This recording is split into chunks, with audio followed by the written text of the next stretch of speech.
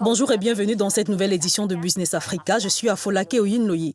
En titre cette semaine, la Chine continue d'encourager un élargissement de ses investissements directs étrangers en Afrique du Sud. Lueur de croissance en Afrique en 2017 après la mauvaise passe de 2016 d'après la Banque mondiale. Une nation africaine prend la tête de la production de sucre blanc, le Soudan, acteur majeur du sucre dans le monde. Les investissements chinois en Afrique progressent au fil des ans. Hisense, l'une des principales sociétés de fabrication électronique chinoise, gagne du terrain dans la province du Cap-Occidental. Tsepiso Radebe d'Africa News a scruté de près la courbe croissante des investissements chinois en Afrique du Sud. Gauteng peut être considérée en Afrique du Sud comme une ville privilégiée pour avoir capté une part substantielle de l'investissement direct étranger du pays dans le passé. Mais les experts croient que le Cap occidental devient plus attrayant du fait en particulier des investisseurs chinois. Le Cap occidental s'est positionné pour essayer d'attirer l'investissement et cela marche. Toutes les conditions sont réunies pour rendre les politiques efficaces. Donc si l'investisseur chinois veut venir, vous constaterez que le gouvernement du Cap occidental et organismes habilités sont prompts à répondre. Les investissements chinois sont répartis dans tout le pays, mais il y en a un certain nombre dans le Cap occidental.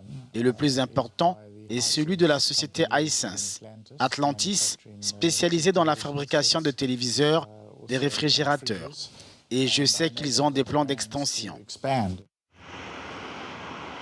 Hisense est entré sur le marché sud-africain en 1996 et s'est installé à Gauteng. En 2013, il a investi dans une usine à Cape Town. Le site était précédemment exploité par Tedelex qui a fermé ses portes en 2010. Ils ont décidé de fermer une usine qui employait 500 personnes qui ont perdu leur emploi. C'est ainsi que nous avons commencé le développement des compétences entre la Chine et l'Afrique afin que les gens puissent apprendre et grandir.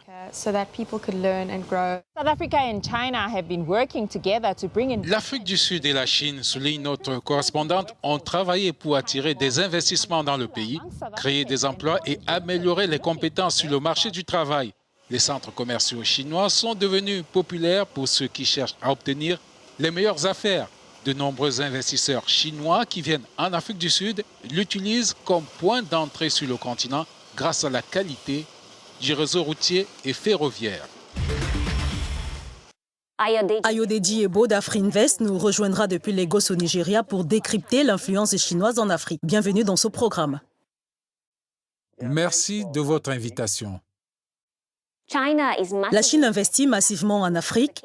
C'est le cas de Hisense en Afrique du Sud, l'un des plus importants investissements de la Chine dans le pays. Nous avons également vu combien ils ont investi au Nigeria et dans d'autres pays. Ma question est celle de savoir pourquoi la Chine a-t-elle choisi de s'associer ou d'investir dans certains pays africains? Lorsque vous regardez les autres continents, il y a déjà de la saturation. Vous pouvez le vérifier sur le continent américain. Le continent asiatique est aussi considérablement développé. Lorsque vous regardez ce qui se passe en Afrique, vous découvrirez qu'il y a du potentiel. Des statistiques montrent qu'en 2030, l'Afrique aura une population de plus de 2 milliards d'habitants, soit 25% de la population mondiale. Donc, c'est un signal fort que la demande continuera d'être soutenue. Si tel n'est pas le cas pour le moment, c'est du fait du déficit d'infrastructures. Ils ont essayé d'identifier les opportunités, se sont investis pour en profiter. Est-ce un partenariat gagnant-gagnant?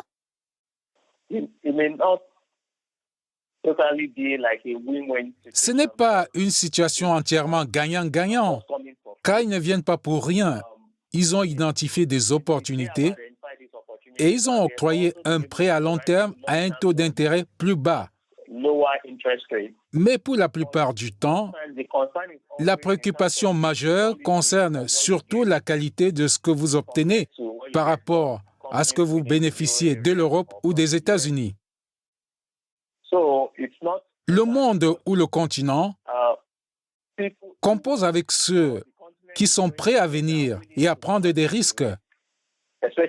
surtout lorsque vous regardez les défis auxquels le Nigeria fait face. Mais ils sont venus avec une structure qui peut faire face à nos besoins de financement. C'est pourquoi le gouvernement est prêt à les accueillir et à essayer de se structurer en termes de remboursement en leur accordant certains projets.